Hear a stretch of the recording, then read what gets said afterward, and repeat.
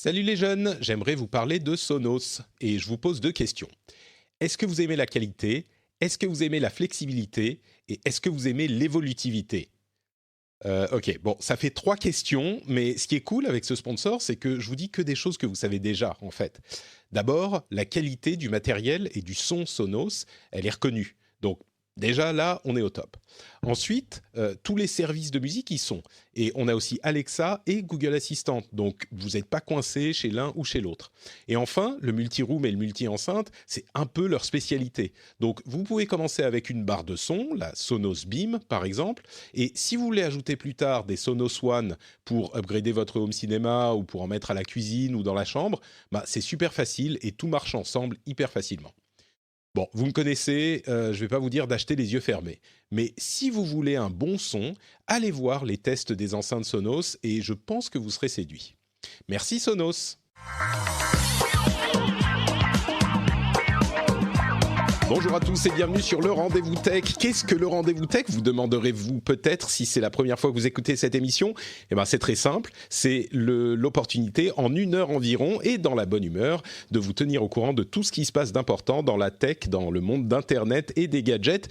Ce qui est tellement important pour comprendre le monde plus vaste que nous habitons, puisque la tech touche à tout. Je suis Patrick Béja et j'ai le plaisir aujourd'hui de recevoir d'une part Gaël Girardot. Comment ça va Gaël? Bonjour Patrick, écoute très bien. Et toi?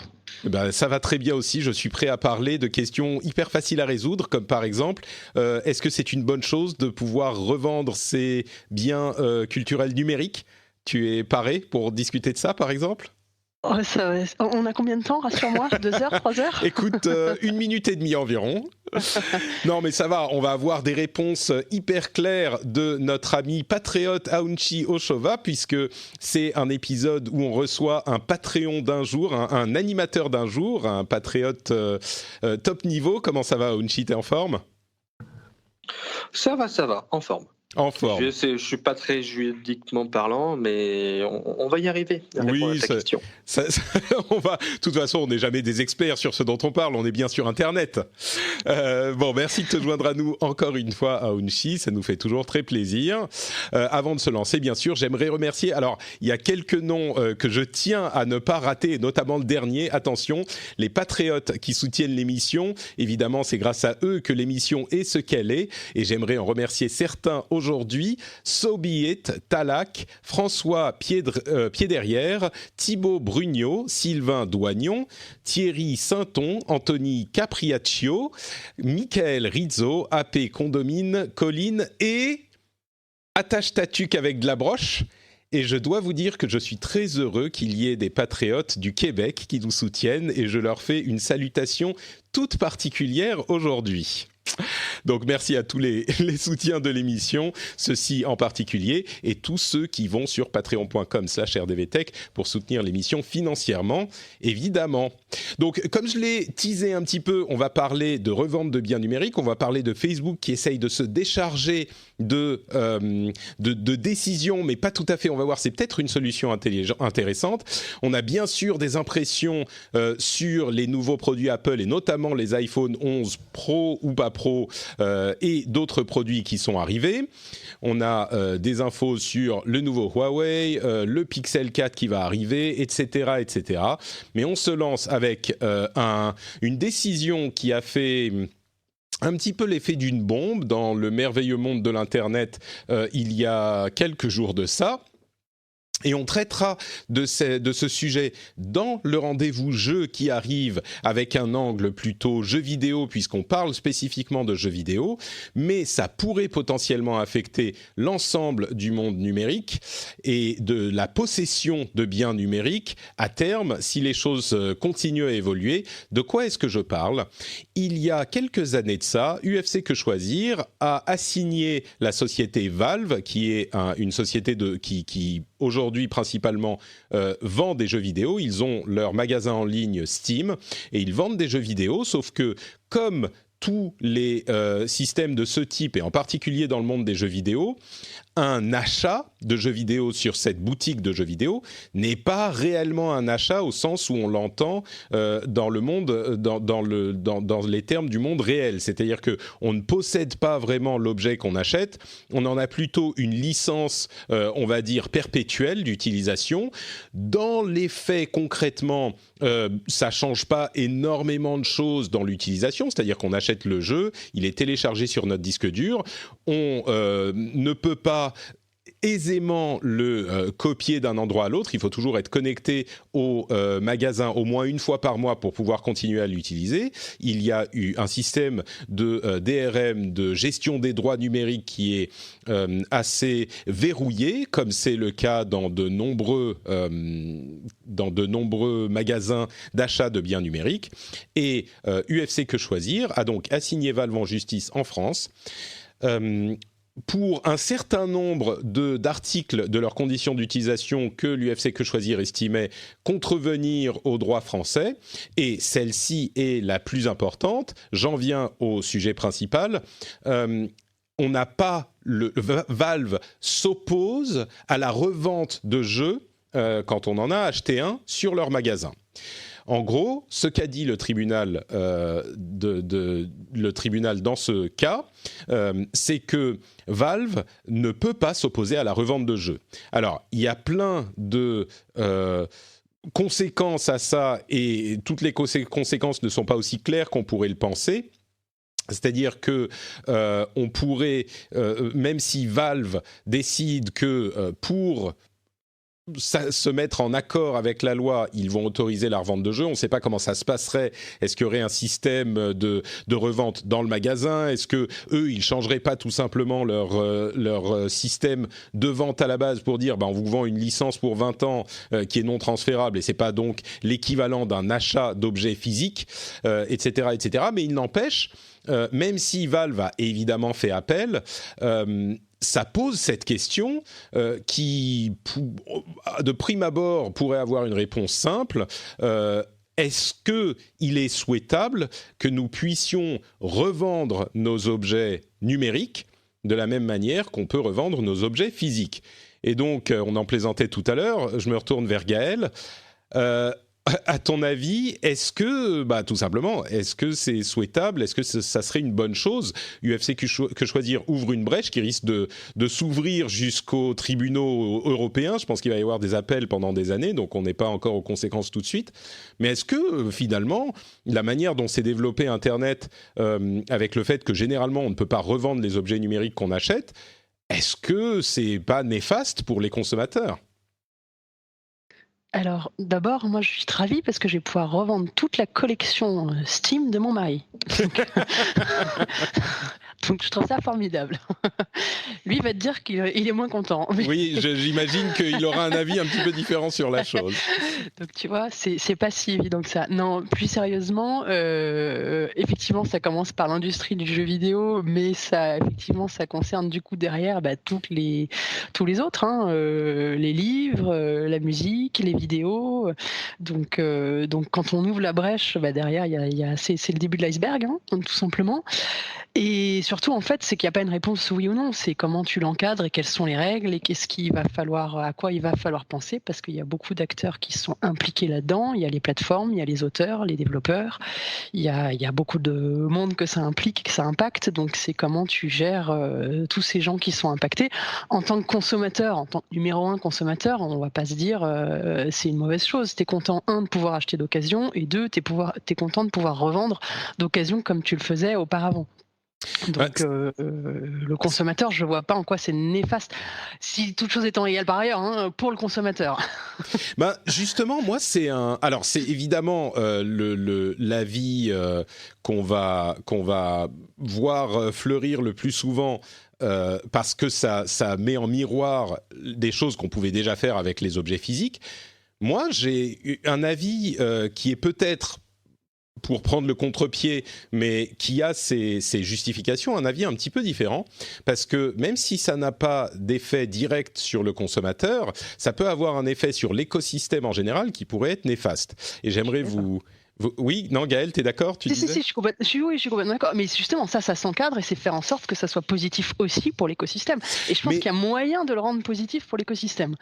Mais alors, il va falloir bien posons les... Ouais, mais c'est ça. Oui, je suis d'accord, il y a moyen de le rendre positif. Aujourd'hui, quand tu vends un bien physique d'occasion, le créateur de ce que tu as vendu ne touche rien. Pourquoi ne pas passer par les plateformes Steam ou autres, ou quand je vais vendre mon jeu d'occasion, effectivement moins cher que le neuf, on est d'accord, eh ben, la plateforme comme le créateur du contenu a, pour moi, sa part de revenus, parce que je revends un bien qui m'appartient, certes, donc j'ai un revenu parce que le bien était à moi, mais le bien a été produit et mis à disposition par deux autres entités qui, pour moi, devraient légitimement aussi récupérer les fruits de cette vente. Comme ça se fait pour le neuf. C'est une possibilité, effectivement, et c'est un système que certains ont préconisé, d'ailleurs, mais au niveau... j'imagine que je parle de droit, mais je parle peut-être même au niveau philosophique. Si on a le droit de revendre cet objet, c'est parce qu'il nous appartient. Et s'il nous appartient, si on en a pris la possession entière quand on a payé son prix et qu'on est passé dans un contrat avec une boutique, ça veut dire que la chose n'appartient plus ni à son créateur, ni à la boutique qui nous l'a vendu. On pourrait tout à fait se poser la question de se dire, même si tu as tout à fait raison, Aounchi, il y a plein de gens qui ont préconisé la chose pour que justement ça n'assèche pas les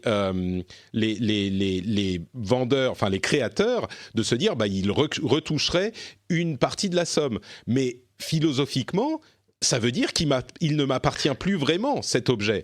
Et au-delà de ce problème, en fait, là, on a presque sauté une étape. On est en train d'essayer de résoudre le problème qui est posé par un élément que certains ne considèrent pas forcément, ne prennent pas en considération, qui est que contrairement au monde réel, les objets numériques ne s'usent pas.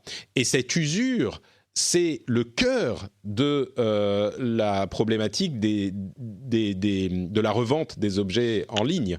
Je ne suis pas 100% vrai avec cet argument-là. Quand tu prends un CD ou un Blu-ray ou un DVD que tu revends, tu as effectivement une dégradation physique du matériau, mais c'est physique. Mais enfin, elle se compte quand même en un certain nombre de temps quand même relativement long, et c'est pas le fait de mettre mon joli disque dans ma Xbox One préférée ou dans ma PS4 si j'en prends relativement soin. Évidemment, si je m'amuse à le lancer par terre, à le rayer, effectivement je vais détériorer, même là je veux dire au risque qu'il soit illisible, donc je ne peux même plus y jouer, même plus le revendre. Non, mais c'est même pas, même si tu en prends soin, même des biens numériques, parce qu'un jeu vidéo que tu achètes, il est numérique, il est juste, c'est là où il est stocké que ça change. Soit tu le stockes sur un support physique, une cartouche, un DVD, un Blu-ray, un CD-ROM, une disquette dans le temps.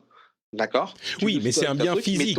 Quand on parle... Non, mais attends. Quand on parle... Attends une seconde. Quand on parle de bien numérique, on le met en opposition à un bien physique, que ça soit un CD, une cartouche. Le fait que sur le support, il soit numérique, ça n'a pas d'importance. C'est un bien physique qui va pouvoir s'user, qui va être passable d'une personne à l'autre et qui n'est pas mis en compétition avec toutes les copies en même temps. Quand c'est un bien numérique, la suite logique de cette question, c'est pas...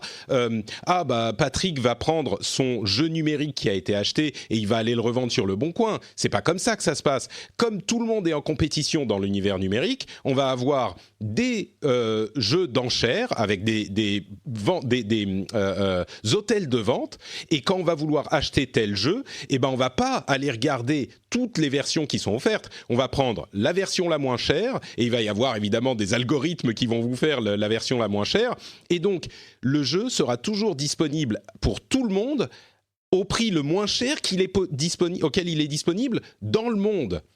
Et ça a un effet hyper pervers sur la valeur des choses. Et dans la revente, c'est pas moi je vais te filer ma cartouche ou mon CD qui soit numérique, Aounchi ou Gaël, mais je vais aller sur un site et je vais directement avoir accès à la personne qui le vend le moins cher possible. Donc même pour les utilisateurs qui se disent « Ah ben je vais pouvoir me faire un petit peu de sous », je suis pas convaincu qu'on va se faire vraiment des sous. C'est pas comme ça que ça va marcher. Donc le problème n'est pas le revente de biens numériques, parce qu'aujourd'hui quand tu achètes un CD-ROM logiciel par exemple, tu n'achètes pas un CD, tu achètes une licence d'utilisation.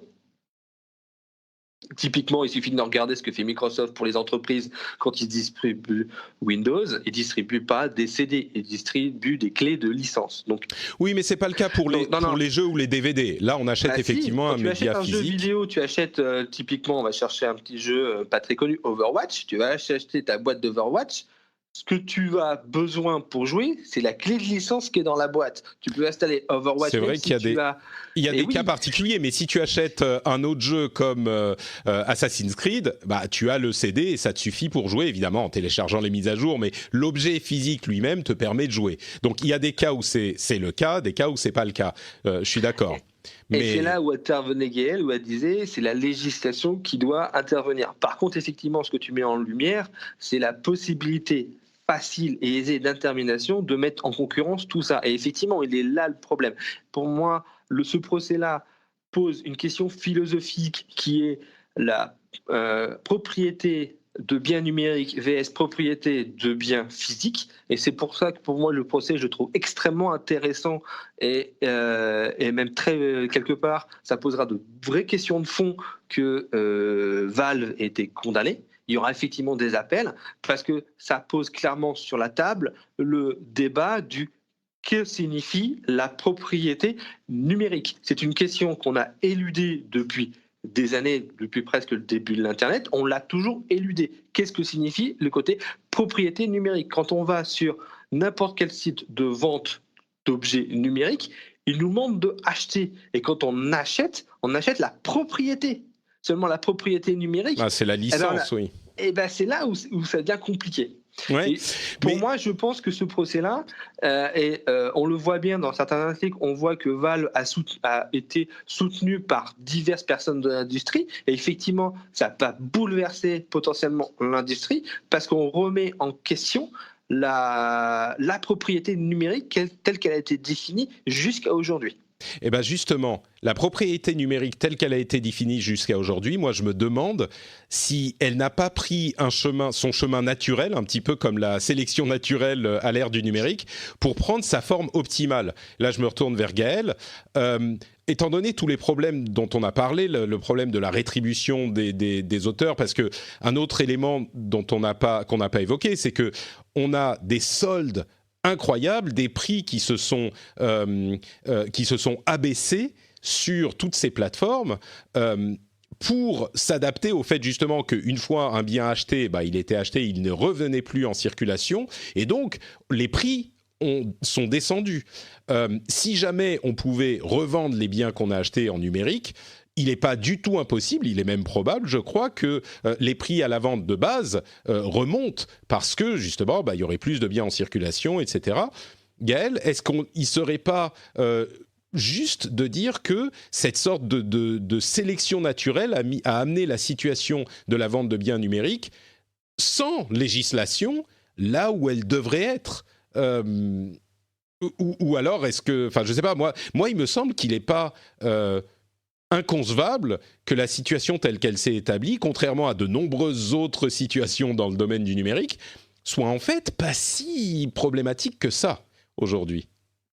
Le fait de ne pas pouvoir le revendre, tu veux dire ? C'est ça, le fait de ne pas pouvoir le revendre, c'est intégré à tous les niveaux de la chaîne, et donc les prix ont baissé, on a des soldes incroyables, les jeux baissent de prix assez vite parce que justement, il n'y a pas de revente possible, donc ils viennent après 2, 3, 4 mois prendre la place des prix en seconde main en baissant les prix neufs, entre guillemets.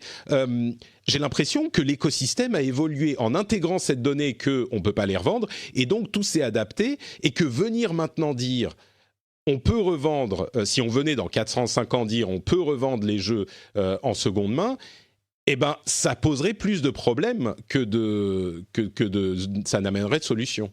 Et en fait, je pense qu'il y a deux éléments qu'il faut prendre en compte. La première chose, c'est de dire justement, en fait, c'est la façon dont on a vendu les choses. C'est qu'aujourd'hui, on a dit, on vous le vend et ça vous appartient, vous en êtes propriétaire. Donc effectivement, à partir du moment où tu en es propriétaire, tu te dis, j'en fais ce que j'en veux. Donc je pense qu'il faut revoir les conditions et dire, et je crois que je l'ai vu d'ailleurs plusieurs fois écrit quelque part, c'est dire, en fait, finalement, on va donner des licences à durée déterminée et on va dire que ça dure tant de temps. et ça réglerait une partie du problème. Je ne sais pas si c'est vrai ou pas, mais en tout cas, voilà. En tout cas, c'est déjà de bien définir finalement le bien numérique. Est-ce que c'est une vente? Est-ce que c'est un droit d'usage à un temps donné? Donc ça, effectivement, de toute façon, il faut peut-être recadrer les choses, recadrer en ne prétendant pas qu'on vend l'objet. Oui, bon, exactement. Je comprends. C'est bêtement de la loi. Hein. Oui, non, tu as raison. Une vente, ça veut dire quelque chose juridiquement, et là, de fait, oui, ce qu'on fait chez Valve, par exemple, c'est pas un achat. Ouais. Le deuxième point, c'est peut-être de dire.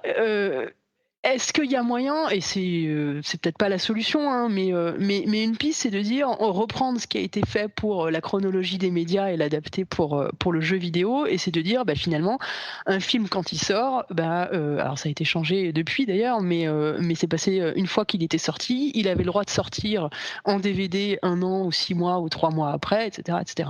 Et de dire, pour les jeux vidéo, c'est pareil finalement, après une sortie, il doit avoir plusieurs temps possibles. Le premier temps, c'est la vente officielle. Le deuxième temps, c'est les bundles où le tarif est dégressif, et ce qui fait que s'il lui redonne une deuxième vie, et lui redonner une troisième vie peut-être, et de dire finalement le marché de l'occasion est autorisé à partir de, après à définir, 2 ans, 3 ans, et finalement quand il n'y a plus tout, et ça pourrait redonner une vie finalement à des jeux qui de toute façon ne se seraient pas revendus, même à des tarifs très dégressifs. C'est intéressant comme idée, mais j'ai l'impression que d'une manière générale, toute cette réflexion que mène l'UFC Que Choisir, et effectivement, il y a une question légitime de droit dans le statut d'une vente. Et d'ailleurs, comme on le disait, comme on l'a tous dit, Valve pourrait tout à fait dire on vous vend pas le jeu, on vous vend une licence d'utilisation sur 25 ans du jeu, et le dire comme ça dans les petits textes en bas, et peut-être que ça réglerait le problème juridiquement. J'imagine que c'est vers une solution de ce type qu'on se dirigerait, mais j'ai l'impression qu'on essaye de faire rentrer au forceps le concept de la vente dans le monde physique dans le contexte numérique, et que ça collerait pas forcément, parce que tous les aménagements que tu décris, Gaël, en fait, sont déjà mis en place aujourd'hui avec des réductions de prix. C'est-à-dire qu'aujourd'hui, 3 mois après, on commence à avoir des prix diminués de 30-40% sur les jeux qui sont sortis. 1 an après, on a des soldes incroyables qui nous permettent d'avoir le prix du jeu, le jeu au prix, à un prix vraiment très bas, et qui rémunère déjà le créateur du jeu, qui soit indépendant. D'ailleurs, les indépendants seraient beaucoup plus affectés par ce type de problème que les grosses sociétés, mais qui rémunère donc le créateur du jeu et le magasin, de la même manière que le décrivait Aounchi, où quand on disait il faudrait peut-être des systèmes pour rémunérer, ok, en théorie, ça se passe pas exactement comme ça se passe dans le monde réel, mais en pratique, la rémunération se fait déjà sous ces formes-là. Donc, c'est pour ça que je me dis, on est peut-être un petit peu en train d'essayer de faire passer au forceps le truc. Tu sais, c'est l'ancien monde contre le nouveau monde, c'est toujours cette nouvelle guerre. Ouais. Et c'est l'ancien monde qui dit, nous, on a subi la révolution numérique, et maintenant, on va vous obliger le numérique à subir votre propre révolution numérique contre le numérique. Généralement, c'est ça qui est le cœur du problème. J'ai l'impression que là, c'est plus... Si on va vraiment au fond du fond, c'est ce que tu disais, Gaël, c'est la question de la signification légale des termes. Et l'UFC Que Choisir qui s'en saisit, comme c'est son rôle d'ailleurs pour la défense du consommateur, mais au final, je ne suis pas certain que s'ils arrivent à leur fin... le consommateur en ressorte favorisé au final. Parce que comme je disais, ce système c'est garanti qu'on arriverait à un système d'hôtel des ventes qui vous trouve immédiatement le prix le plus bas, ce qui est bien si on veut acheter, mais si on veut vendre, c'est pas génial. Si on est le créateur, c'est pas génial, etc., etc. Mais pardon. Oui, mais ne serait-ce que... Attends, je veux juste redonner la parole à Gaël, et puis je te dis après. Non, surtout, c'est pas comprendre finalement les nouvelles tendances et les nouvelles générations. On n'est plus sur le monde de la propriété. Si tu regardes toutes les nouvelles tendances, c'est je partage tout, je partage ma voiture, rien ne m'appartient. Ouais. À la limite, on est sur des formules d'abonnement, quoi, et on y arrive dans tous les domaines. C'est ça, et c'est vraiment dans tous les domaines aujourd'hui. Aujourd'hui, t'as plus besoin d'avoir les jeunes, ils ont plus besoin de voiture et ça se loue partout. Tu peux partager un voyage, un conducteur, etc. Enfin, on n'est plus dans ce monde de la propriété pure. Et effectivement, c'est pas comprendre ces nouvelles tendances-là de vouloir absolument reparler de propriété. Mais en tout cas, ça soulève le débat et ça nous amène vers des. Enfin, je pense que le débat est intéressant. Ça amène l'écosystème aussi à repenser les choses et ça va peut-être amener des bonnes choses. Ouais. Aounchi, je te donne la parole et puis on avance. Moi, je pense qu'in fine, on va pas forcément autoriser la vente d'occasion, mais par contre, ça va certainement clarifier l'acte d'achat d'un bien numérique. Aujourd'hui, c'est un peu, voire totalement flou. Effectivement, le public du rendez-vous tech est bien au courant que quand ils vont acheter quelque chose de numérique, un bien numérique, je ne parle pas d'un service, effectivement, je parle bien d'un bien numérique, ils savent que c'est une licence d'utilisation, que je ne peux pas la revendre, que je ne peux pas la léguer en cas de décès, que je ne peux pas faire ce genre de choses. Mais on a beau être aussi beau et magnifique qu'on veut, on n'est pas la majorité de la planète, loin de là. Et je pense que ce que va faire le FC que ne va pas forcément faire avancer les choses, mais tout du moins, si le gros bénéfice est de clarifier ça pour tout le monde, eh ben quelque part, on aura gagné quelque chose. Ouais. Oui, tout à fait, je m'aligne complètement sur cette conclusion. Alors, le deuxième sujet que je voulais traiter et pour lequel je voulais vous poser la question, Facebook toujours en train d'essayer de se dépêtrer de la grande problématique qui se pose à eux aujourd'hui, c'est de prendre les décisions sur le contenu généré par leurs utilisateurs. Et évidemment, quelle que soit la décision qu'ils prennent, d'une part, il y a des gens qui leur demandent de prendre des millions de décisions très très vite et de prendre les bonnes décisions. Et les bonnes décisions, ce qualificatif dépend de la personne qui observe la décision. Quelle que soit la décision qu'ils prennent, il va y avoir une partie des observateurs et des utilisateurs qui va être satisfaite et une autre partie qui va être très mécontente et qui va faire savoir ce mécontentement. Généralement, je crois même qu'on peut dire que c'est limite moitié-moitié, quelle que soit la décision. Donc, c'est très difficile de se sortir de cette problématique. Évidemment, on parle de suppression de contenu controversé. C'est de ce problème essentiellement qu'on parle ici. Eh bien, ils ont commencé à travailler sur une énième solution qui pourrait peut-être être plus efficace que les autres. C'est la constitution d'un comité de surveillance, on va dire, un oversight board, qui sera composé à terme d'une quarantaine de membres, avec une partie de ce comité qui serait un comité de sélection et qui attribuerait les différentes décisions à une partie des membres du comité qui serait entièrement extérieur, ou on va dire aussi détaché de Facebook que possible. Dans les cas où il y aurait une problématique très compliquée qui aurait besoin d'une décision plus ferme que d'autres. Évidemment, ça ne sera pas le cas pour toutes les décisions que doit prendre Facebook, parce qu'il y en a, comme on le disait, des millions par jour et par semaine. Il référerait cette problématique au comité, et le comité attribuerait la décision à un de ses panels de membres, et la décision serait irrévocable pour Facebook.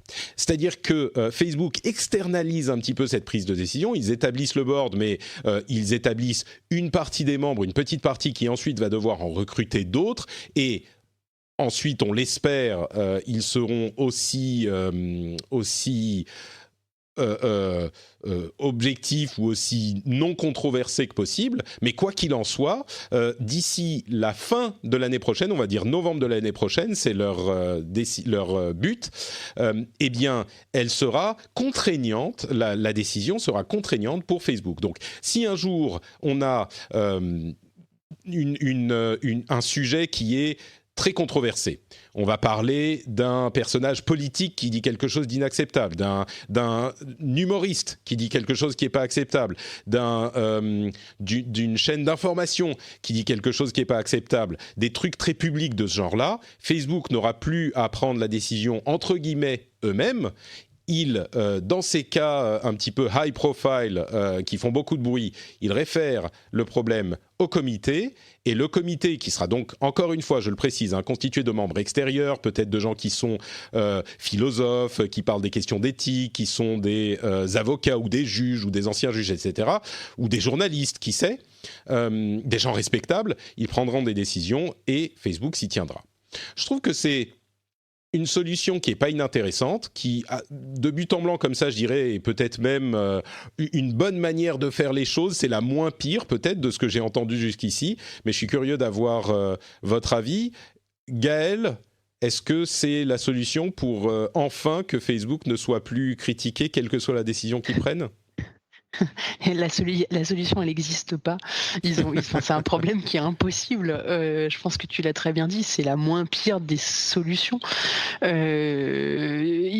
il y aura toujours des gens qui seront contre les décisions qui sont prises, on pourra toujours critiquer le board parce qu'on sera pas content et on dira il y a pas assez de diversité, il y a pas assez, ou ça pourra même être des problématiques culturelles. On va dire en Europe, ce contenu il passe très bien, mais il passe pas en Asie ou aux États-Unis. Enfin, c'est tellement subjectif qu'il y a à part que ce soit une cour de justice qui prenne une décision, et même là, on arrive toujours à le critiquer. Mais ils ont pas le choix, et je pense qu'effectivement avoir un board c'est une première piste.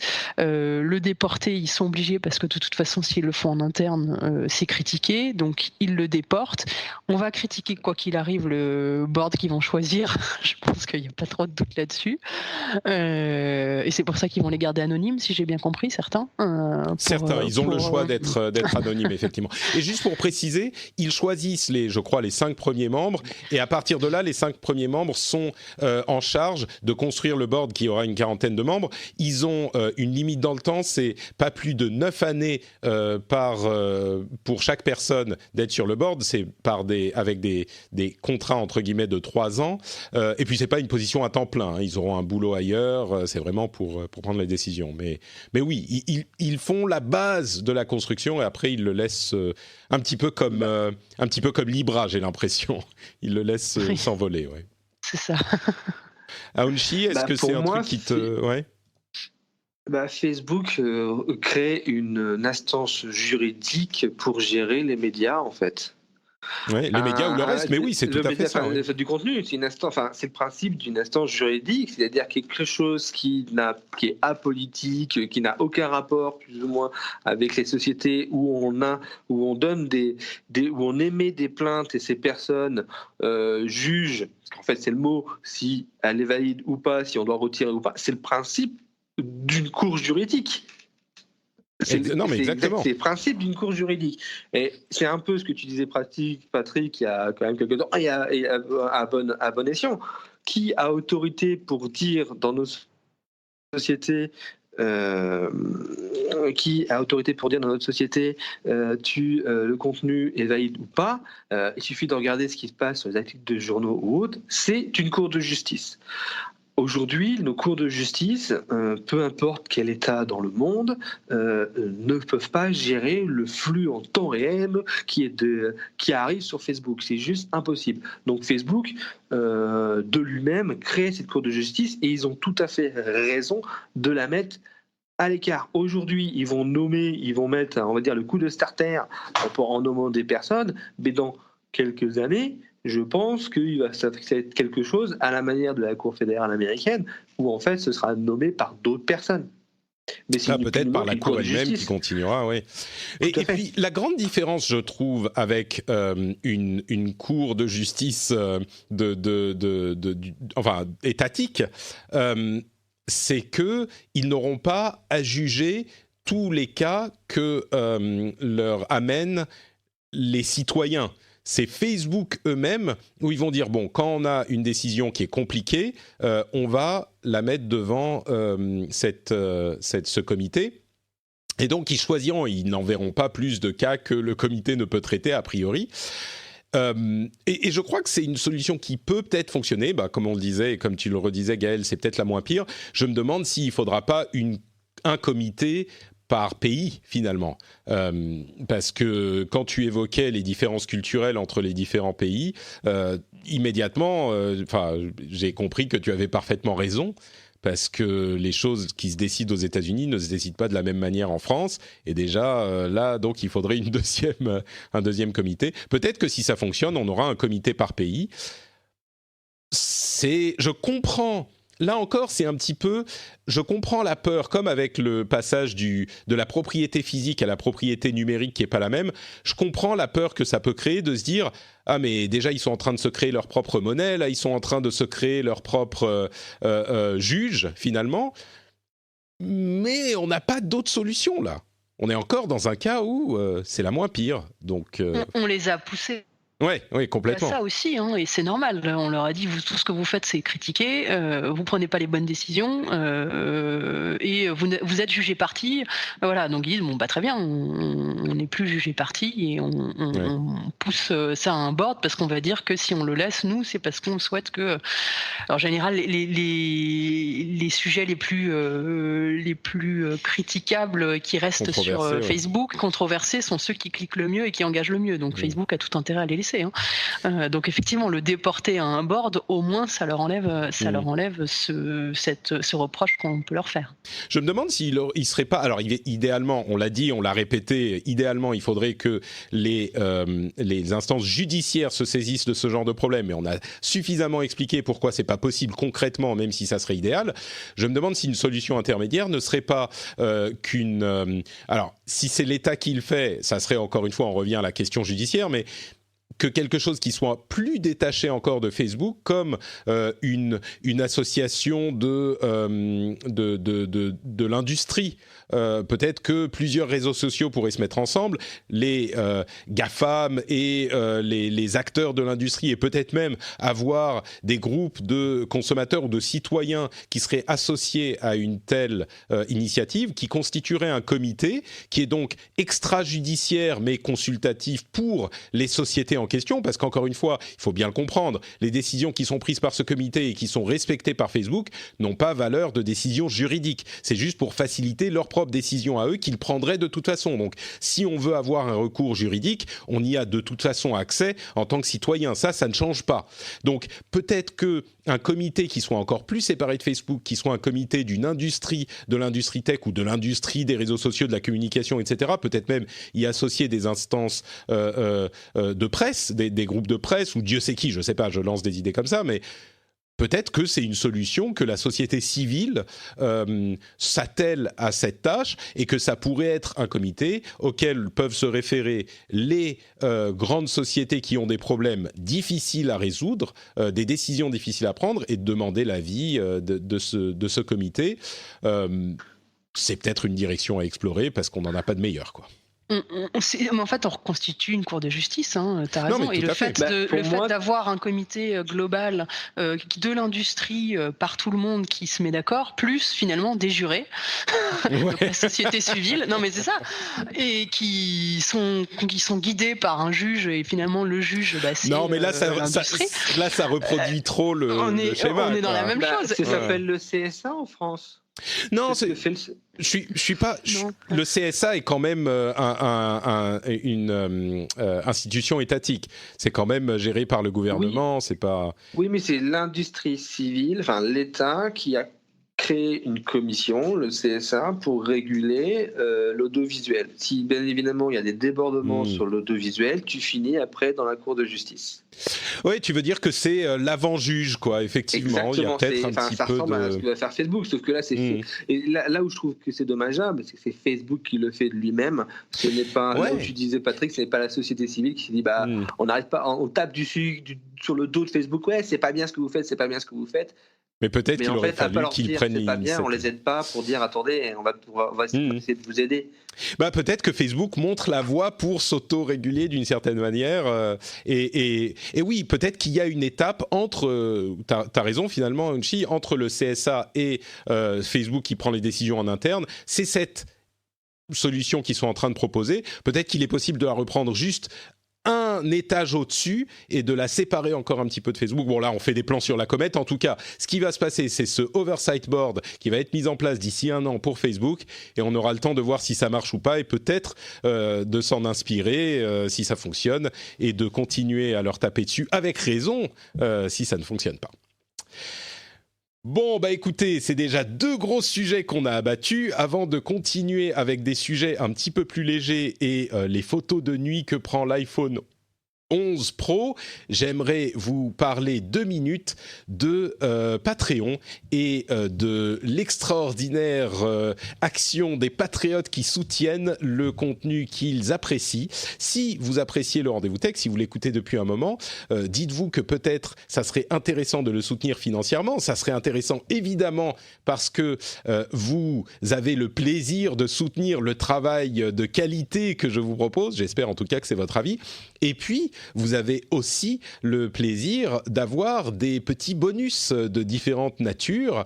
Pour tous les soutiens, vous avez accès au flux du podcast privé des Patriotes, qui est d'une part sans publicité bien sûr, mais aussi avec des contenus supplémentaires, des éditos, des petits positrons avant leur sortie en public, etc., etc. Vous avez à des niveaux supplémentaires l'accès par exemple au Slack, qui est une communauté extraordinaire. Quand on dit que l'Internet est un petit peu agressif et négatif, et ben c'est pas du tout le cas dans le Slack. Je vous invite à aller y faire un tour et de nombreux patriotes y ont accès. Et il y a plein d'autres petits bonus de ce type-là. Donc si vous appréciez l'émission, que vous voulez la soutenir et que vous voulez des bonus, et ben allez y jeter un coup d'œil. Franchement, je pense que ça vaut la peine. Et puis, avant de refermer cette petite page, je voudrais rappeler aux auditeurs qu'il y a une rencontre en live le 20 octobre. Alors, il y a un podcast live aussi au Paris Podcast Festival, mais ça, vous pourrez essayer de venir, on en parlera plus tard, mais essayez de venir. En fait, il y a un nombre de places limitées et les places réservées sont déjà réservées pour les quelques places que j'avais, mais il y aura quand même d'autres places en plus, donc j'espère qu'il y aura assez de places. Moi, comme je le dis parfois, j'ai peur qu'il n'y ait pas assez de monde en fait et que la salle soit à moitié vide. Donc voilà. Mais quoi qu'il en soit, à côté de ce podcast live, il y a la rencontre, notre IRL, notre rencontre podcastique qui aura lieu juste avant, donc le dimanche 20 octobre, à la Gaîté Lyrique dans le cadre du Paris Podcast Festival, dans le foyer historique. Donc on se retrouvera là-bas pour prendre un petit verre. Donc si vous êtes sur Paris, venez y faire un tour. Ça sera à midi le dimanche 20 octobre à la Gaîté Lyrique dans le cadre du Paris Podcast Festival. Et je vous remercie très chaleureusement de venir si c'est le cas. Parlons un petit peu de l'iPhone. J'en plaisantais sur Twitter, j'ai genre une vingtaine d'articles, de notes pour un sujet qui va faire finalement quelques minutes seulement, parce qu'on va pas parler... En fait, c'est un petit peu tout ce à quoi on s'attendait, ces iPhone 11 et 11 Pro. Les choses notables, c'est que la qualité de la photo de nuit, du mode nuit de l'iPhone 11 Pro est assez satisfaisante et les tests qu'en ont fait les photographes professionnels sont concluants en ce sens que contrairement aux au mode photo de nuit qui existait sur les autres appareils et notamment sur le Pixel 3 qui était très performant, eh bien la photo conserve cette qualité de photo de nuit et ne passe pas en fait l'image en mode presque jour qui était ce que faisait le Pixel 3. À voir ce que fera le Pixel 4, peut-être qu'il fera encore mieux à son annonce dans un petit peu moins d'un mois maintenant, mais en tout cas pour le moment la qualité de photos de l'iPhone 11 Pro est convaincante et d'ailleurs il y a un photographe pro qui a fait quelques tests et qui a mis des photos incroyables qu'il a pris avec, ce qui a donné lieu à des commentaires assez intéressants sur Twitter, dont celui qui est que les utilisateurs normaux ne peuvent pas faire des photos de ce type parce qu'ils n'ont pas les capacités avec nos smartphones et donc les tests des photographes pros ne valent pas grand-chose. Et je comprends tout à fait cet argument, mais ça m'a amené à la réflexion que c'est sans doute le cas Mais c'est aussi le cas avec des photographes, des appareils photo professionnels, des appareils photo, des gros boîtiers DSLR argentiques ou pas argentiques, mais réflexes, des boîtiers réflexes. Je marque mon âge là. Je viens de passer mon anniversaire, ça se sent. Les appareils réflexes. Bah, c'est pas parce que vous avez un appareil réflexe que vous allez tout à coup prendre une bonne photo. Les pros, ils les utilisent, mais ils savent les utiliser. Donc, j'ai l'impression qu'on est un petit peu en train de passer avec nos appareils photo. Une bonne photo, c'est pas un problème d'appareil, c'est un problème de sujet et de cadrage. Non, bien sûr. Vous avez l'œil qui va bien. Non, mais attends, Aounchi, une seconde. Attends, Aounchi, une seconde. Ce que je voulais dire, c'est que on est en train d'arriver pour les appareils. Les appareils photo des téléphones à un niveau qui permet de faire des bonnes photos si on sait ce qu'on fait, de la même manière que c'est le cas avec un appareil réflexe. Mais si on ne sait pas ce qu'on fait, on n'aura pas mieux ni avec un appareil photo classique réflexe, ni avec un appareil photo de téléphone. Mais il n'empêche que celui-là peut faire mieux, et il peut faire de mieux en mieux. Mais pardon, Aounchi, tu disais ? Non, mis à part ce troll gratuit sur une photo. Non, effectivement, Apple, je suis repassé récemment sur un iPhone. Quand on prend une photo avec un Apple, c'est simple. Apple, au niveau de l'image, ils ont cet ADN de restituer, on va dire, les vraies couleurs, les vraies teintes, le vrai moment, le vrai moment pris, pas forcément qu'on a monté nous-mêmes avec notre œil, mais grosso modo les vraies couleurs, ce qu'on voit réellement. Et dans la photo de nuit, moi j'entendais exactement ça d'Apple, c'est-à-dire que je veux pas une lumière artificielle. Effectivement, on avait l'impression de lumière artificielle sur les autres appareils photo. Là, non, on avait vraiment l'impression de cette lumière presque naturelle qu'on voit de nuit. Et les personnes qui disent oui, on n'est pas des pros. Quand on regarde les photos, il y en a une dans une salle de concert ou de théâtre. J'ai pas fait attention exactement ce que c'est, mais on a tous fait des spectacles où on a envie de prendre une photo, son copain ou sa copine qui est à côté de soi. Et effectivement, on a tous notre smartphone dans la poche, et avoir cette fonction de photos de nuit de bonne qualité pour tout le monde, je te rejoins, c'est un plus pour tout le monde. Effectivement, on n'aura pas les cadrages et le choix du sujet d'un professionnel, mais on aura notre choix du sujet où sur le moment, on aura passé un bon moment dans un concert ou en théâtre, dans une salle, dans la pénombre, avec une personne qui en apprécie, et on prend la photo du moment pour se souvenir de ce moment-là. Et je trouve ça excellent que l'iPhone nous permette de le faire le plus fidèlement possible. C'est vrai que cette question de fidélité est importante aussi. J'ai entendu quelqu'un dire que sur Android, il y a des constructeurs qui ont soit le meilleur matériel, soit les meilleurs algorithmes. On parle de Google dans le cas des algorithmes, bien sûr. Apple, ils ont un petit peu le milieu pour les deux, de très bons appareils et de très bons algorithmes, mais ils ont cette fidélité en plus. Et quand on pense aux appareils, au smartphone, c'est l'appareil qu'on a dans sa poche. Et on se dit qu'on veut la meilleure photo possible parce qu'on ne pourra pas la reprendre. Moi, je pense à mon fils. C'est pour ça aussi, bon, je ne vais pas prendre un iPhone 11 Pro, mais j'en prendrai un l'année prochaine. C'est pour ça aussi, je me dis, c'est des photos que je ne pourrai pas reprendre plus tard. Le moment est passé. Et donc, il y a cette motivation, et la fidélité que tu évoquais, Aounchi, est hyper importante. C'est quelque chose de... C'est ce qu'on recherche finalement dans une photo. Et à voir si le Pixel 4, comme je le disais, le 15 octobre, il sera présenté. Pour le moment, l'iPhone a, semble-t-il, repris un petit peu le devant, mais dans un mois, ça se trouve, ça sera le Pixel 4 qui sera repassé devant.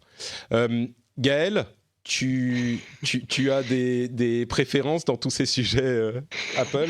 Sur le téléphone, en fait, moi, je cherche un téléphone qui a de la batterie, qui est pas fragile et qui appelle, mais un Nokia 3210, quoi, tu vois.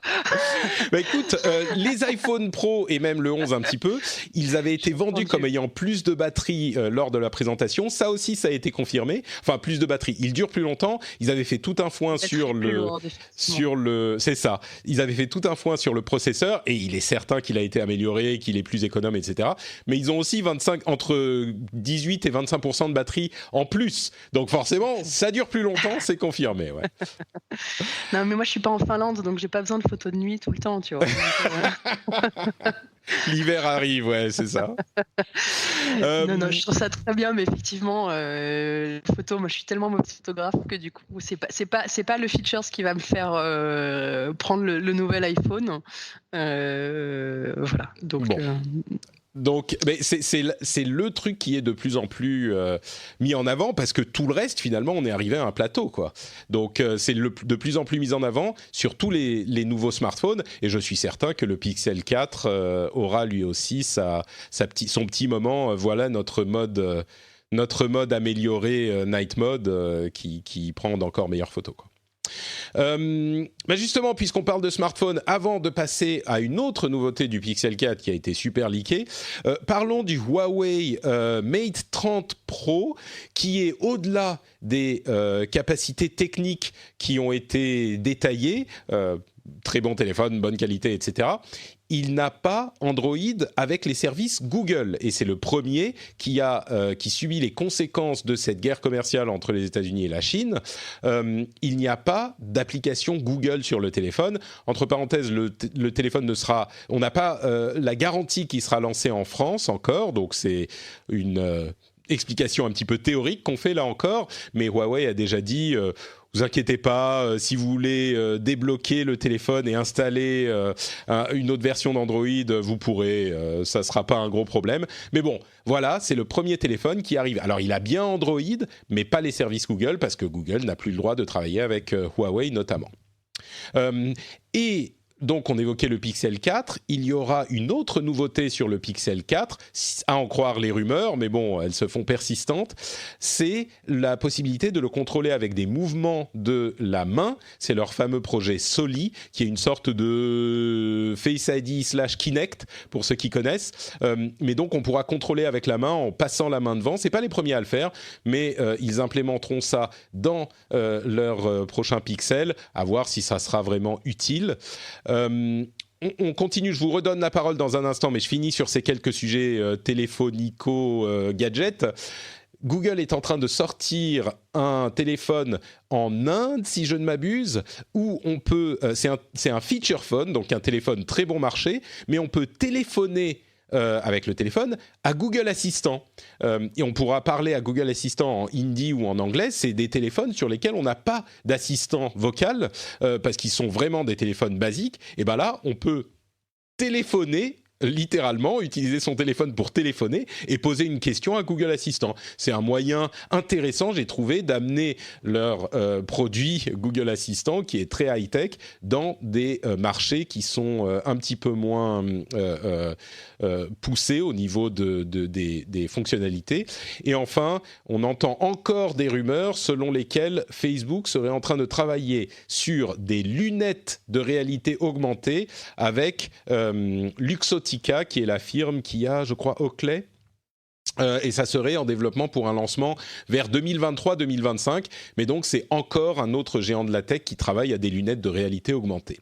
Bon, ça fait un gros morceau. Avant de continuer avec Netflix et YouTube, etc., est-ce que parmi ces sujets, Huawei, Pixel 4, téléphone, Apple, Google Assistant, il y a des choses qui vous ont marqué, Gaël ? Non, on n'en a pas parlé, mais le nouvel iOS 13 est intéressant. Je ne sais pas si tu l'as...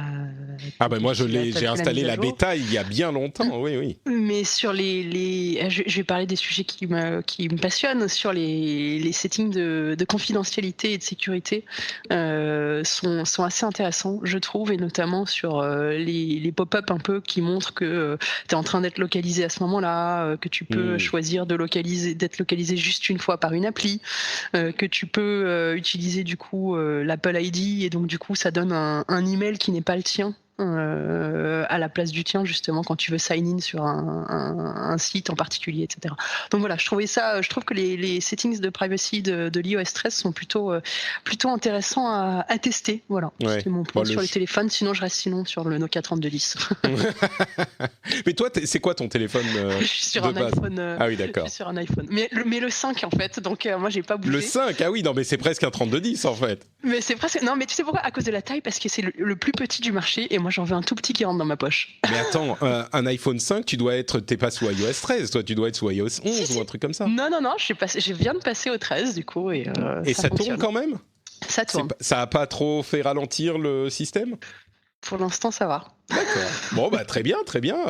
C'est un 5 ou un 5S? Un 5 carrément? Un 5S. Non, 5S. Ah, quand même, d'accord. Oui, bah, mais quand même, d'accord. Aounchi, quelque chose que ça t'inspire, tous ces nombreux téléphones? Ah bah, l'expérience de Google en Inde, je ne sais pas si vous connaissez la marque Vertu dans les téléphones. C'est-à-dire que ce téléphone a une conciergerie. C'est-à-dire que quand vous avez besoin de quelque chose, vous appelez une conciergerie. Donc, Google a inventé la conciergerie pour tout le monde, en fait. Ouais. Tout simplement. Et il n'y avait plus qu'à savoir s'ils vont répondre aussi bien que la conciergerie quand on cherche quelque chose. Mais non, je trouve que quelque part, enfin, j'en rigole, mais je trouve ça l'idée intéressante. On a pas parce qu'il ne faut pas oublier que la data, même si on est dans des pays où la data est partout, il y a des zones où il n'y a pas de data. Non, et puis surtout, c'est une question de téléphone, de modèle appeler. De téléphone, quoi. Oui, mais moi, je suis bien sur la fonction de pouvoir appeler l'assistant. Ouais. Effectivement, le modèle téléphone... C'est plus efficace que le 118-218, rassure-moi. Oui, bah, j'espère bien, c'est Google derrière, pas 118-218. Ouais, pour ceux qui n'ont pas bien compris, c'est comme l'assistant qu'on a sur son téléphone quand on appuie et qu'on dit le mot-clé qu'est-ce que tu fais, sauf que là, on l'a au téléphone, ouais. Donc non, je trouve ça la fonction extrêmement intéressante. Après, sur le Huawei, bah oui, c'est le Huawei sacrifié, j'ai envie de dire, celui-ci. La question va être comment va réagir Huawei, parce que c'est le premier téléphone qu'ils ne vont pas pouvoir vendre sur le marché occidental. Le marché occidental, surtout européen, représente une part non négligeable du chiffre d'affaires sur les téléphones mobiles de chez Huawei.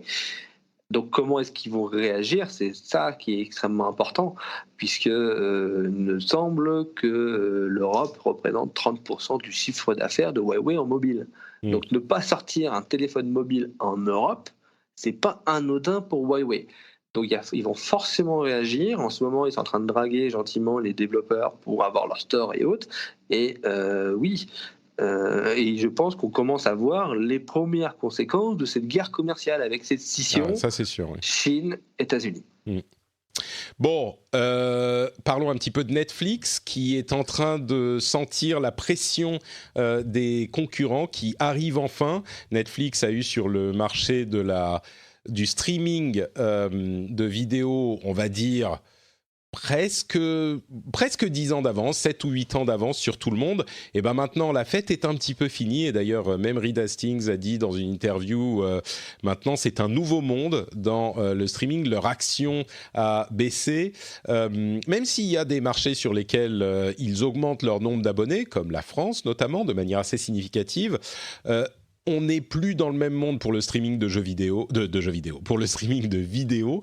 Et bah, c'est une nouvelle étape qui commence, à voir si Netflix aura les reins assez solides, parce qu'ils investissent beaucoup et ils ont beaucoup de dettes depuis le début. Avec les nouveaux acteurs, on pense évidemment à Disney, mais il n'y a pas que. On ne sait pas comment ça va se passer pour eux. Pendant ce temps, YouTube continue à essayer de contenter tout le monde. Ils sont plus dans un domaine qui est comparable à celui des réseaux sociaux, où on a des créateurs de contenu qui sont difficiles à gérer, puisqu'ils sont tellement nombreux. Ils avaient pris une décision sur la vérification des chaînes. Jusqu'à maintenant, c'était lié à un nombre d'abonnés où les chaînes étaient vérifiées, et ils voulaient passer à un système où c'était uniquement les chaînes qui en avaient besoin, c'est-à-dire qui avaient besoin de certifier leur authenticité, si c'était quelqu'un de connu ou une chaîne, une société, etc. Et il y a eu une telle levée de boucliers des utilisateurs pour qui le fait d'être certifié avec le petit, vous savez, c'est juste le petit checkmark, le petit check à côté du nom, c'était une sorte de validation de leur travail, et le fait qu'ils perdent cette certification, cette vérification, était pris comme un affront, vraiment. Il y a une levée de bouclier qui a fait que YouTube a fait marche arrière, et donc ils ne vont pas supprimer la vérification à ceux qui l'avaient déjà. Mais là où ça m'intéresse plus, c'est... d'où venait cette décision de YouTube qu'est-ce qui les pousse à vouloir faire ça? C'est peut-être simplement le fait de se dire quand il y a quelque chose de critiquable qui se passe avec une chaîne qui est certifiée, eh ben ça donne un petit peu l'impression que YouTube approuve. Donc on fait marche arrière et on rebrande, recadre la signification de cette vérification. Bon, c'est une décision qui, je crois, est compréhensible, mais il faut prendre en compte l'état des choses tel qu'il est aujourd'hui. Et enfin, Amazon serait en train de travailler à un service de musique haute qualité pour $15 par mois. Ça serait aux États-Unis dans un premier temps, $15 par mois ou seulement 13 pour les abonnés Prime. Je pense que le marché est mûr pour avoir des offres. Il y en a déjà chez certains. Je crois même que Spotify, si je ne me trompe pas, a une offre un petit peu meilleure qualité, qui ne satisfait certainement pas les audiophiles parmi nous. Mais je pense que le marché commence à être mûr et je suis surpris même que ça ait pris aussi longtemps.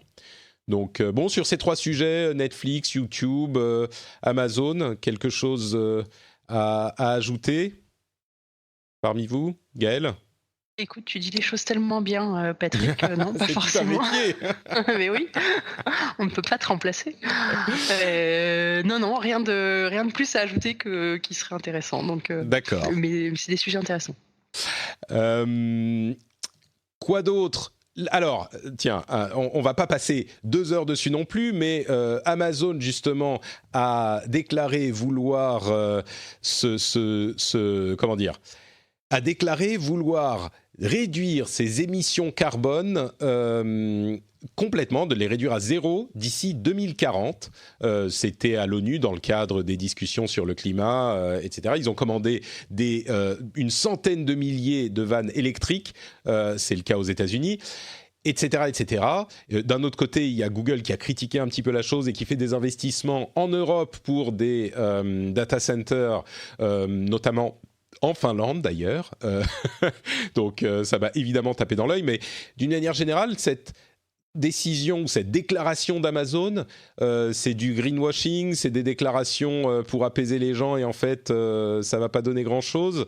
Est-ce que vous avez un avis là-dessus? Gaëlle, je vois que tu t'es démuté, je donnerai la parole à Aounchi après. Je pense qu'il y a forcément du greenwashing, comme tout le monde le fait. Après, je pense qu'il y a aussi un argument économique long terme. Je pense que ça leur coûtera moins cher à long terme d'avoir que de l'électrique.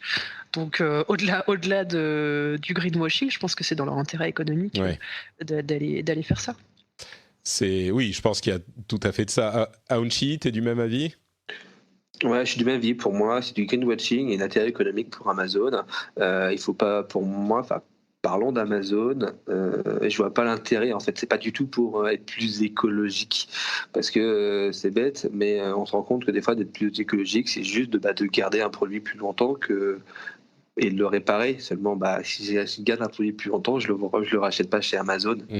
Donc écologique, mais pas trop, quoi. Voilà, c'est plutôt une logique économique. Et effectivement, de toute façon, on sait très bien que l'électrique, on va tous y arriver à un moment donné. Après, est-ce que ça peut donner, parce qu'une grosse société comme Amazon achète en masse des choses, peut donner une impulsion à cette industrie, bien évidemment, et ça, on va dire, c'est l'effet bénéfique. Mais l'effet bénéfique sur Amazon en elle-même, pour moi, il est clairement purement économique. Ouais. J'ai l'impression qu'il y a, bien sûr, il y a de ça, et puis 2040, il faut espérer que les énergies renouvelables seront effectivement économiquement intéressantes, parce que je crains que malgré les nécessités, les réalités font que ça continuera à poser des problèmes si c'est pas le cas. Entre parenthèses, les accords de Paris, c'est 2050 pour être neutre, pour la neutralité carbone. Donc Amazon veut le faire 10 ans plus tôt que ce que préconisent les accords de Paris. Je crois qu'il y a aussi beaucoup de pression en interne et en externe qui font que ça reste dans l'intérêt d'Amazon, dans l'intérêt économique et dans l'intérêt au niveau de l'image aussi. Et je crois qu'on a tendance à minimiser l'importance de l'image en disant « Ah, mais ils font ça que pour l'image, donc ça n'a pas de valeur. » Mais je crois que c'est pas de bonté d'âme qu'ils le font. Évidemment, ce sont des sociétés et on sait que généralement, une société ne fait rien par bonté d'âme. Mais c'est l'image, c'est la traduction de la volonté des utilisateurs, des clients potentiels, du marché, de la pression qu'exercent les utilisateurs finaux sur les marchés, sur le cours de l'action, et donc ça a une conséquence sur les agissements des sociétés. Et évidemment que les agissements, enfin la législation et l'action des États devraient être le levier principal et contraindre les sociétés à faire ce qu'il faut qu'elles fassent, on est tous d'accord, mais la pression des utilisateurs à travers les questions d'image et de marché et tout simplement cette pression peut les conduire à infléchir leurs agissements, et ça a aussi, c'est aussi comme ça que fonctionnent les choses dans notre monde. Donc, c'est pas qu'il faut leur offrir leur faire une fête au village et leur offrir des cadeaux et des gâteaux, quoi. Mais c'est pas une mauvaise chose non plus qu'ils prennent cette décision, à condition que ça se fasse vraiment, évidemment. Mais comme vous le disiez, c'est dans leur intérêt aussi économique de le faire, donc je pense. Non, mais vive le greenwashing, hein. Enfin, je suis pas du tout contre le greenwashing, comme tu dis, autant que les industries le fassent, et tant mieux. Ça, enfin, l'intention n'est peut-être pas juste d'être écolo, l'intention est peut-être autre, et c'est peut-être juste de l'image, mais le résultat est là. Donc, j'ai envie de dire, tant mieux. Oui, le greenwashing, évidemment, quand il s'agit de faire des choses pour avoir l'air écolo et pas juste de prétendre qu'on a fait des choses. Hein. C'est type de greenwashing dont on parle. Oui, non, c'est de faire les choses, on est d'accord. Allô, Gaëlle, on a besoin de toi tout de suite. Oui. Tu viens? Bon, allez, deux derniers petits sujets sur lesquels je vais passer très rapidement. Si vous pensiez que le monde était merveilleux, je vais vous faire redescendre d'un petit cran tout de suite. En même temps, pas forcément, hein, mais c'est le capitalisme débridé d'une part et le communisme débridé d'autre part.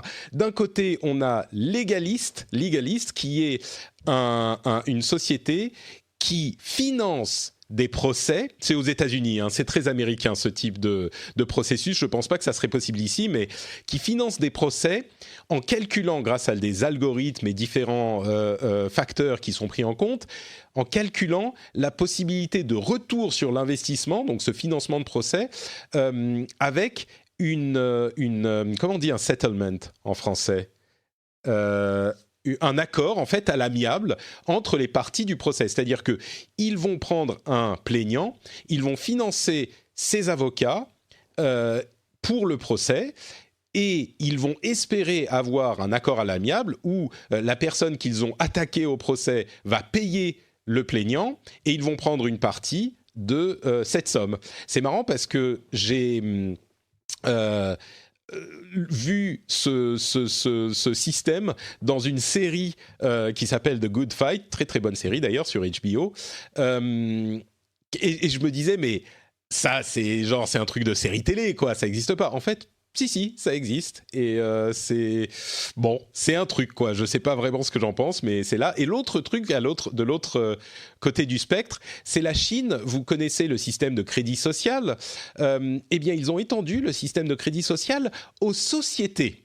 C'est-à-dire que c'était déjà un système qui allait attribuer aux citoyens un score qui leur permettrait ou non de prendre le bus, d'avoir des allocations, etc., en fonction de leurs agissements et de leur, entre guillemets, patriotisme. Et bien maintenant, c'est le cas aussi pour les sociétés. Il y en a 33 millions, dont des firmes américaines, qui sont affectées par ce système de crédit social pour les sociétés.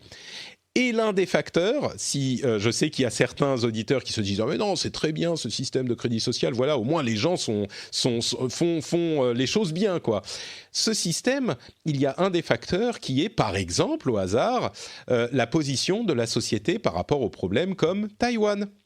Donc, si, en gros, bon, c'est la formalisation d'un truc qui existait peut-être déjà, mais qui est formalisé de manière automatisée, informatisée, etc.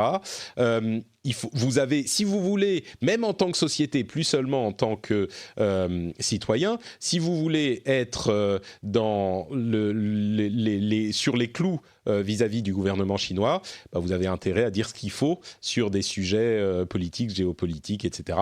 Alors, c'est juste une formalisation d'un truc qui existait déjà, mais j'ai trouvé ça assez intéressant, quoi. Voilà pour Légaliste et le système de crédit social. Si vous avez un commentaire, c'est le moment. Sinon, on conclut. Le crédit social, je pense, est la solution au problème de Facebook et des contenus malveillants. Excellente conclusion. Un crédit social de Facebook. Le jour où ils auront la monnaie, le système judiciaire et pourquoi pas une police, hein, ça sera l'étape suivante. Moi, je pense qu'on pourrait mettre ça en place de manière très très efficace. Donc, merci à Hounshy. Encore une fois, on devrait s'inspirer de Facebook. Bon, très bien. Et ben, merci à tous les deux de votre participation à cette émission. Avant de se quitter, j'aimerais vous donner l'occasion de nous dire où on peut vous retrouver sur Internet. Commençons avec Hounshy, toujours sur Twitter, c'est ça ? Toujours sur Twitter et éventuellement aussi le 20 octobre. Ah, super, tu seras là. Bien sûr. Je compte sur toi, comme d'habitude, le 20 octobre, comme on le disait, à la Gaîté Lyrique, au podcast, Paris Podcast Festival. Gaël, que se passe-t-il chez Coude ? Écoute, donc on peut suivre Coude sur coude_fr, on peut aller sur le site coude.fr et puis j'en profite très rapidement pour dire que Coude recrute, donc si il y a des gens que ça intéresse, l'éducation numérique et justement de faire un peu le décryptage de la tech et du numérique pour les jeunes au travers du jeu, ben, on recrute du game designer, du développeur, on prend aussi du freelance, donc si ça vous intéresse, bah, écrivez-nous sur @coude.fr. Tous les posts sont postés sur notre site, sur Facebook, sur LinkedIn, partout. Donc voilà. Coude.fr comme point de départ et vous verrez s'il y a des choses qui peuvent vous intéresser. Super. Merci Gaël. Pour ma part, c'est NotePatrick sur Twitter, Facebook et Instagram. Et vous pouvez retrouver cette émission sur frenchspin.fr, nous dire ce qu'on a dit d'intelligent ou de pas très intelligent, bien sûr, en commentaire, ou alors la financer sur patreon.com/rdvtech. Et petite anecdote comme ça en passant, c'était très en retard, mais je viens de m'abonner à différents groupes de presse généraliste. J'ai fait le Monde, le Figaro et Mediapart et je me suis abonné et c'est marrant, j'ai dit ça sur Twitter, il y a toujours des gens, on dit il y a des gens qui sont pas contents, des gens qui étaient pas contents sur Mediapart, des gens qui étaient pas contents sur le Figaro, des gens qui étaient pas contents sur le Monde, enfin c'était... Bon, bref, si vous voulez savoir qu'il y a rien au monde qui fait l'unanimité, vous pouvez tweeter un truc, quoi que ce soit, vous aurez quelqu'un qui vous dira... qui vous dira que c'est pas bien. La Terre n'est pas plate. Voilà, exactement. Si tu vas dire que la Terre est ronde, il y aura des gens pour t'expliquer qu'elle est plate. Je sais, c'est pour ça. Et donc, je me suis abonné, et c'est simplement parce que même si l'Internet est formidable, fantastique, il y a une chose qui ne fait pas très bien, c'est rémunérer le vrai journalisme et le vrai travail de qualité. Je trouve que ce n'est pas idéalement fait sur Internet, et donc je me suis dit, bah voilà, je vais m'abonner, et ça va aider un petit peu.